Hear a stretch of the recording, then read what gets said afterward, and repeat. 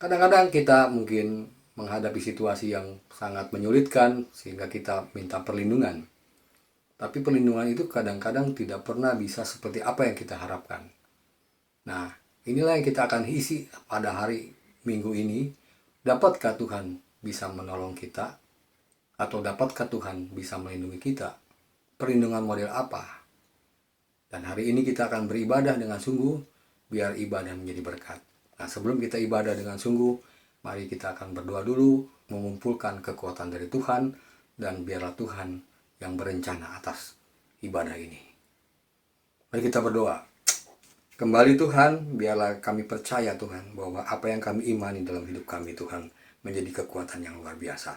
Dan biarlah Tuhan ibadah ini menjadi ibadah yang sungguh-sungguh, walaupun dikemas dalam online Tuhan, kami percaya Tuhan, bahwa kekuatan Engkau tidak pernah berubah dan kekuatan Engkau sangat luar biasa. Dan kami dapat rasakan dan kami dapat undang kekuatan itu ada di dalam kehidupan kami. Dalam nama Tuhan Yesus kami berdoa. Haleluya. Amin.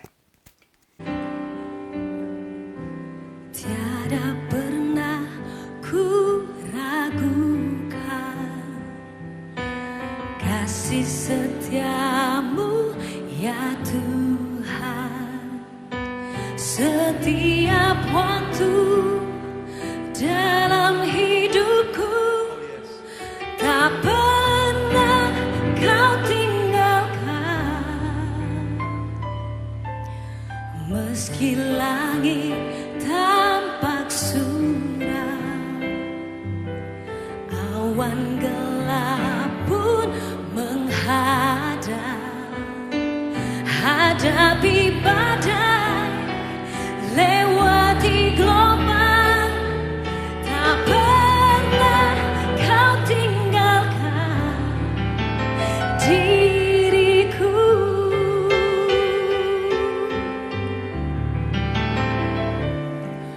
Walau seribu rebah di sisiku,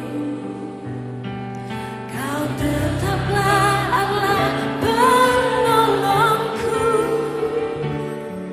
Walau 10.000 rebah di kananku, takkan ku goyah, sebab Yesus sertaku.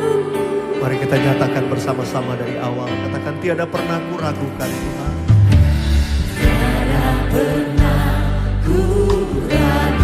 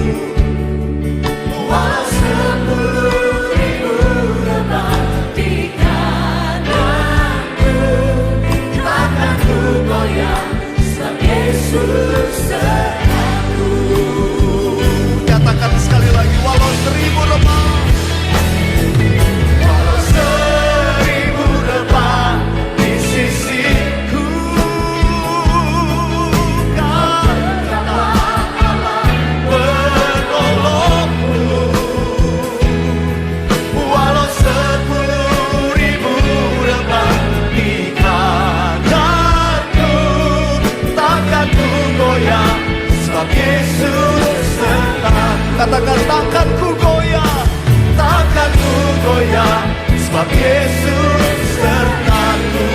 Ya Tuhan, takkan ku goyah, sebab Yesus sertaku. Haleluya, haleluya. Angkat tanganmu sembah Dia. Oh Rama Maya Sanda Maya Se.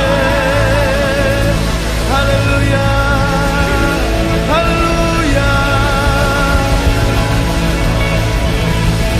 Oh haleluya, Tuhan haleluya.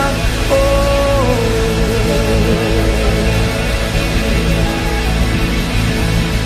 haleluya.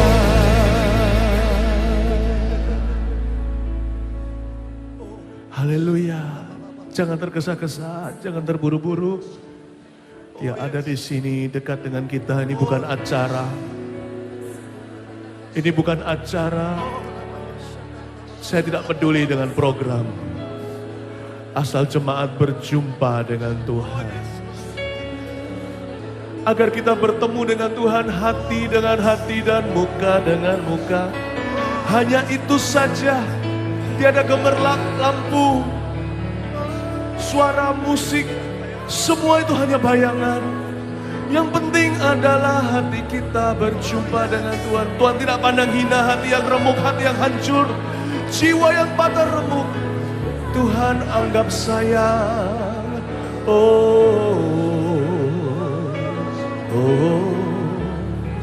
Tuhan. Oh haleluya, mari sampai setiap hati merasa dimanjakan Tuhan. Hingga Tuhan merasa kita manjakan. Jangan berhenti berdoa dalam roh dan kebenaran. Dengan hati dan akal budi pujilah Tuhan dengan segenap hidup dan kekuatan. Haleluya, haleluya. Ketika kita tidak tahu harus bicara apa, haleluya saja cukup mewakilinya. Katakan haleluya, angkat tangan dan suaramu pada wajahnya. Jangan berhenti, jangan lepaskan kakinya, hingga dia memberkatimu dan mengubah namamu Yakub menjadi Israelnya. Oh Ramaya Sagada dan Ramaya So.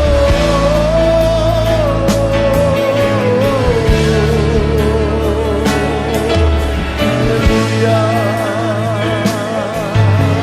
Haleluya. Halo Bapak Saudara sekalian, tiba saatnya kita akan mendengar kekuatan dari Tuhan. Dan hari ini Bapak Saudara sekalian melihat bagaimana video awal itu berbicara tentang kelihatannya Raja Daud itu begitu bersuka cita.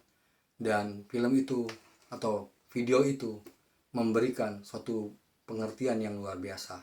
Biarlah kita buka lihat bagaimana seorang Raja Daud memberikan suatu gambaran dengan jelas. Dia membuka jubahnya, dia membuka kebesarannya, dia berkeliling di sekitar orang-orang dekatnya dan mengatakan, dia menari-nari dan mengatakan bahwa Tuhan itu memang pelindung hidupnya. Tuhan memang Allah. Dan kehadiran daripada tarian atau bagaimana dia bersuka cita atau dia menyembah kepada Tuhan, dia buktikan dengan tabut perjanjian Allah. Di situ sudah ada artinya kehadiran Allah. Dia hadirkan. Dan kita mengerti bahwa itu lambang daripada perlindungan Tuhan selalu menyertai. Dan bagaimana perlindungan Tuhan selalu menyertai? Hanya dilihat secara kasat mata kelihatannya hanya berupa ibadah biasa. Tapi Bapak Saudara sekalian perhatikan bahwa itu bukan ritual biasa. Tapi bagaimana dia mengucap syukur dan menghadirkan hadirat Allah. Dan itulah menunjukkan bahwa dia seorang yang percaya bahwa perlindungan Tuhan sangat luar biasa. Nah, Bapak Saudara sekalian, jika kita lihat dari lagu tadi mengatakan bahwa seperti di dalam Mazmur 90 ayat yang ke-7, ini dikutip dengan luar biasa oleh lagu tadi mengatakan, walau 1000 orang rebah di sisiku dan 10.000 di sebelah kananku, tetapi tidak akan menimpaku. Mungkin Bapak Saudara sekalian melihat ayat ini adalah ayat yang kelihatannya bombastis, tidak masuk akal. Dan jika dihubungkan dengan zaman sekarang, ayat ini tidak masuk sama sekali. Kenapa? Seolah ini perlindungan Tuhan, kok tidak ada perlindungan. Nah, Bapak Saudara sekalian perhatikan baik-baik. Ayat ini tidak menunjukkan bahwa ini suatu kalimat yang menjadikan janji Tuhan. Betul. Tapi janji Tuhan seperti apa? Bapak Saudara sekalian, kalau kita lihat sejarah daripada ayat ini, bahwa itu adalah suatu janji Tuhan agar kita mengerti Tuhan melindungi kita. Nah, melindungi kita dalam konsep apa? Nah, ini saudara sekalian, syair ini ditulis dalam konsep ibadah. Nah, jadi pada saat itu bangsa Israel memberikan sesuatu yang terbaik untuk jiwa dan rohnya itu kepada Tuhan dalam konsep ibadah. Nah, kenapa saya katakan dalam konsep ibadah? Ibadah itu perlu. Kenapa? Karena kita mengakui bahwa butuh pertolongan dari Tuhan, butuh sesuatu yang lebih tinggi daripada kita. Nah, maka oleh sebab itu kita harus beribadah. Nah, ibadahnya model apa? Nah, dalam konsep ibadah adalah dalam menyembah dalam roh dan kebenaran. Mengapa dalam roh kebenaran? Karena ibadah yang sejati adalah kita harus menyembah dalam roh dan kebenaran. Nah, saudara sekalian, ayat ini mencerminkan bahwa janji Tuhan akan terjadi dalam kehidupan kita. Atau seperti janji-janji yang dikatakan di dalam ayat-ayat sebelumnya, saudara sekalian, kita lihat bahwa pasal 91 mengatakan pada ayat yang pertama, orang yang duduk dalam lindungan yang maha tinggi dan bermalam dalam naungan yang maha kuasa. Bahwa satu jaminan kondisi yang disebutkan di dalam syair itu mengatakan bahwa orang yang duduk dalam lindungan yang maha tinggi yang bermalam dalam naungan yang maha kuasa. Artinya, di mana syarat yang pertama adalah janji Tuhan akan terpenuhi atau perlindungan Tuhan akan dilindungi kepada kita jika kita punya roh dan kebenaran. Seperti apakah roh dan kebenaran itu? Yaitu bahwa Tuhan akan berjanji akan menaungi.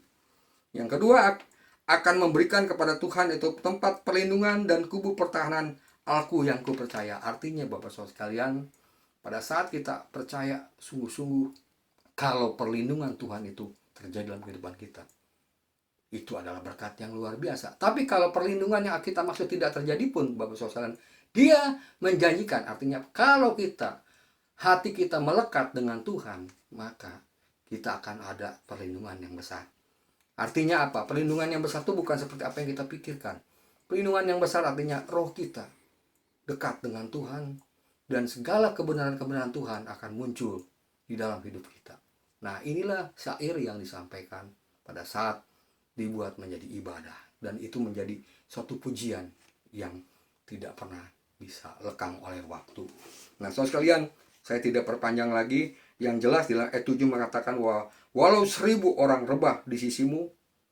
Nah, ini adalah satu kalimat yang mungkin tidak masuk akal, tapi ini syair yang disampaikan kepada kita pada saat kita beribadah kepada Tuhan. Ada suatu ungkapan yang besar bahwa kejadian apapun yang terjadi dalam hidup ini, kesusahan apapun yang terjadi dalam hidup ini, kesulitan apapun yang terjadi dalam hidup ini, Dia akan melindungi kita. Caranya gimana? Ungkapan tadi. Kalau 1000 orang rebah di sisimu dan 10.000 di sebelah kanan, tetapi tidak akan menimpamu. Ini bukan janji-janji palsu. Tidak akan menimpamu. Bagi apa? Bagi orang-orang yang percaya. Bagi apa? Bagi orang-orang yang benar-benar melekat hatinya pada Tuhan. Pada saat kita melekatkan hati kita pada Tuhan, itulah ibadah yang sejati. Maka roh dan kebenaran itu akan ada dalam kehidupan kita. Nah, pada saat roh dan kebenaran itu muncul di dalam kehidupan kita, maka hadirat Tuhan itu hadir di dalam hidup kita. Kalau hadirat Tuhan hadir, maka otomatis perlindungan Tuhan itu pasti terjadi. Dalam konsep apa perlindungannya? Perlindungan itu bukan seperti apa yang kita pikirkan. Perlindungan dari Tuhan jelas, yang tidak pernah bisa kita baca. Karena kenapa? Perlindungan dari Tuhan itu dalam bentuknya yang begitu panjang, yang dalam bentuknya tidak pernah kita bisa bayangkan. Kadang-kadang Bapak Saudara sekalian, kita berpikir bahwa perlindungan Tuhan tuh kalau pada saat kita terjepit pasti diselamatkan dari situasi. Itu bukan perlindungan Bapak Saudara sekalian. Itu kita minta perlindungan Tuhan. Tapi perlindungan dari Tuhan adalah menyeluruh. Menyululah dalam arti apa? Pada saat kita punya sikap kepada Tuhan, apapun yang terjadi, jika kehendak Tuhan terjadi, maka itulah menjadi perlindungan. Tuhan akan melindungi hidup kita dari segala apa yang kita takutkan, dari segala apa yang kita cemaskan. Tuhan bekerja tidak seperti yang kita pikirkan. Kalau kita mengalami kesulitan apa, Tuhan, saya punya hutang, kira-kira Tuhan kau bayar, mujizat apa yang terjadi? Bapak saudara sekalian, Tuhan bukan seperti lampu Aladin, Bapak saudara sekalian. Tuhan adalah gembala yang baik. Tuhan adalah tahu kebutuhan yang terbaik buat kita dan tahu yang terbaik melindunginya, versinya apa. Dan secara global ayat ini, ya nggak apa-apa sekalian, dari ayat 1 sampai ayat 16 itu mengatakan bahwa perlindungan atau jaminan daripada Tuhan, atau janji daripada Tuhan tidak diberikan kepada semua orang. Bagi orang-orang yang melekat hatinya pada Tuhan. Bagi orang-orang yang sungguh-sungguh pada Tuhan. Nah, ini kelihatannya kata-kata yang membaptiskan. Seperti yang tadi, walau 1000 rebah di sisiku. Bapak sekalian, ini adalah kalimat yang diungkapkan syair itu kepada apa? Kepada Tuhan. Bagaimana bisa terjadi seperti itu? Itulah saya bilang bahwa pada saat hati kita melekat sama Tuhan, seperti pujian tadi, kita menyembah kepada Tuhan, hadirat Tuhan datang, dan Tuhan memberikan keamanan, kenyamanan, kekuatan, dan ketidaktakutan akan segala perkara. Nah, Bapak sekalian, konsep inilah yang menjadi bahwa perlindungan Tuhan kepada kita senantiasa berada sungguh-sungguh. Nah, Bapak sekalian mungkin bertanya, wah itu ayat ini memang udah menjadi kontroversial di saat-saat ini. Ayat ini tidak menjadi berkat. Karena kenapa? Seolah-olah situasi ini pada saat ini tidak bisa dikalahkan oleh ayat ini. Situasi ini tidak bisa dihubungkan. Bapak sekalian, ketika kita melihat secara jernih ayat tadi, Bapak sekalian, itu menunjukkan bahwa bagaimana seorang umat yang percaya kepada Tuhan, percayanya itu begitu luar biasa. Walaupun itu tidak masuk akal. Walaupun itu memang tidak bisa dikonsepkan pada saat ini. Itulah yang saya katakan, jika roh Tuhan dan kebenarannya sudah bersatu dengan jiwa kita, maka jiwa kita tidak pernah takut akan bahaya. Maka jiwa kita tidak akan takut dengan segala macam. Dan kalau saya baca dari beberapa literatur atau referensi, mengatakan di dalam ayat ini mengatakan ada satu kekuatan, kuasa gelap yang akan datang ke dalam umat itu. Dan umat itu berdoa sungguh-sungguh pada Tuhan dan mengungkapkan dengan beberapa kata-kata yang saya sebutkan tadi. Itulah yang saya katakan bahwa perlindungan Tuhan bukan seperti apa yang kita pikirkan. Tapi perlindungan Tuhan adalah hak kehadiran Tuhan yang luar biasa. Dan biarkan bagaimana kehadiran Tuhan yang luar biasa itu bekerja dengan ajaib. Sebagaimana kita berdoa pada Tuhan sungguh-sungguh sehingga roh dan kehadiran Tuhan hadir di dalam hidup kita. Itulah yang menjadi syarat bagaimana kita memandang bahwa perlindungan Tuhan itu tidak pernah berhenti. Biarlah ini menjadi berkat buat kehidupan kita. Dan biarlah ini juga mungkin menyejukkan hati kita sama-sama bahwa Tuhan pasti memberikan perlindungan dengan konsep Tuhan itu. Amin.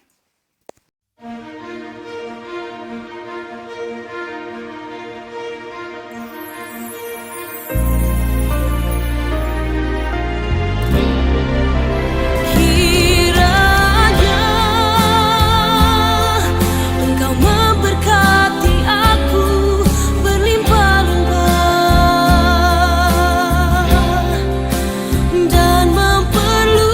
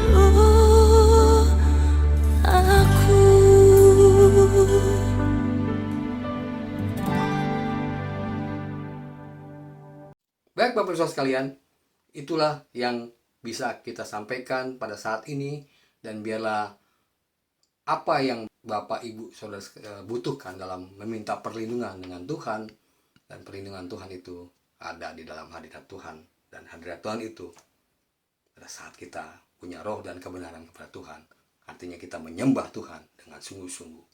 Itulah yang saya bisa sampaikan, bahwa ibadah ini menjadikan suatu roh dan kebenaran menjadi kebenaran yang luar biasa. Mari tiba saatnya kita akan tutup ibadah ini. Biarlah kuasa Tuhan akan bekerja dengan ajaib. Mari kita akan angkat tangan sama-sama, kita akan berdoa. Saudara-saudara sekalian, diberkatilah ketika engkau keluar dari pintu rumah engkau. Diberkatilah buah kandungan engkau. Diberkatilah ladang engkau. Diberkatilah bakul nasi engkau. Dari hari ini sampai Tuhan datang yang kedua kali. Dalam nama Tuhan Yesus, sama-sama katakan amin.